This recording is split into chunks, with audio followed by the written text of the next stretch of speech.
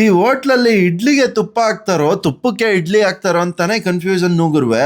ಈ hotel already ಗೊತ್ತಿರೋರಿಗೆ ಗೊತ್ತಾಗ್ಬಿಟ್ಟಿರುತ್ತೆ, ಗೊತ್ತಿಲ್ಲದೆ ಇರೋರಿಗೆ ಪರಿಚಯ ಮಾಡ್ಕೊಡ್ತೀನಿ ಬನ್ನಿ. ಈ ಹೋಟ್ಲಲ್ಲಿ ಏನಿಲ್ಲ ಅಂದ್ರು ದಿನಕ್ಕೆ 1500 ಇಂದ 2000 ಇಡ್ಲಿ ಖಾಲಿ ಆಗ್ತಾನೆ ಇರುತ್ತೆ. ನೀವು ನೋಡಿರೋ ಹಂಗೆ ಇಲ್ಲಿಗೆ ಆಲ್ರೆಡಿ ತುಂಬಾ ಜನ ಯೂಟ್ಯೂಬರ್ಸ್ ಹಾಗೂ ನಮ್ ಸಿಹಿ ಕೈ ಚಂದ್ರ ಅವ್ರು ಬಂದು ಒಂದ್ ಸರ್ಟಿಫಿಕೇಟ್ ನು ಕೊಟ್ಟು ಹೋಗ್ಬಿಟ್ಟಿದ್ದಾರೆ. ಯಾಕಂದ್ರೆ ಈ ಇಡ್ಲಿ ಹೋಟ್ಲಿಗೆ ಏನಿಲ್ಲ ಅಂದ್ರು 45 ವರ್ಷದ ಹಿಸ್ಟ್ರಿ ಇದೆ.